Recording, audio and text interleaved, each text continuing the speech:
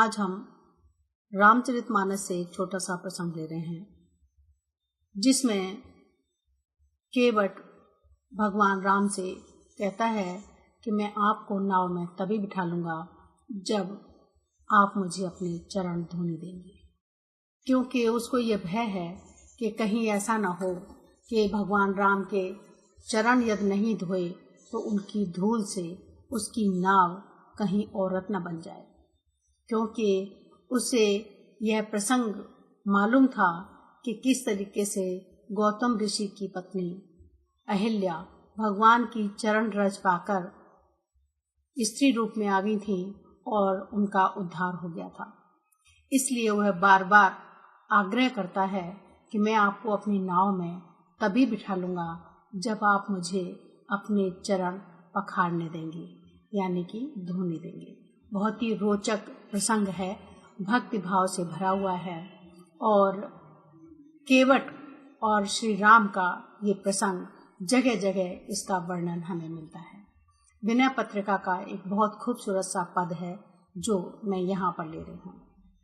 केवट भगवान राम से कहता है कि मुझे अपने चरण पखारने दीजिए, क्योंकि मेरे पास इस व्यवसाय के अलावा और कुछ नहीं है। मैं इस नाव चलाने के अलावा और कुछ नहीं जानता। कहता है, पात भरी सहरी सकल सुत बारे बारे, केवट की जाति कछु वेद ना पढ़ाए हों। सब परिवार मेरो याही लागे राजा जो, हों दीन वित्तहीन कैसे दूसरी गड़ाए हों। गौतम की घरनी यो तरनी तरेगी मोरी, प्रभु से निषाद होए के बात ना बढ़ाए हों। तुलसी के ईस राम रावरी सो सांची कहो, बिना पग धोए नाथ नाव ना चढ़ाए हों। पात भरी सहरी यानी मेरे पास सिर्फ इतना ही है। मैं इस नाव को चलाकर ही अपने परिवार का पालन पोषण करता हूँ।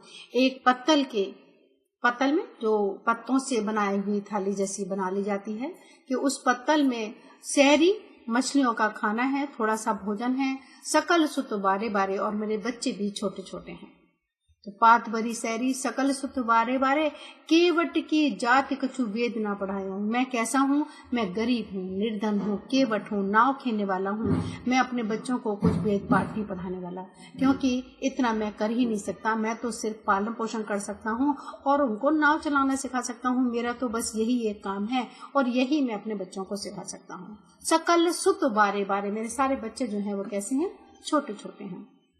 और गौतम की घरनी और तरनी तरेगी मुरी, कि यदि मैंने आपके पैर नहीं धोए तो आपके पदरज में जो धूल है, जो आपके पैरों की जो धूल है वो इतनी चमत्कारी है कि कहीं अगर मेरे नाव जो है औरत बन गई तो मैं क्या करूंगा, क्योंकि मेरी तो रोजी रोटी भी खत्म हो जाएगी। इसलिए हे प्रभु, मुझे अपने चरण पखारने दीजिए। केवट की जाति कछु वेद ना पढ़ाए हों।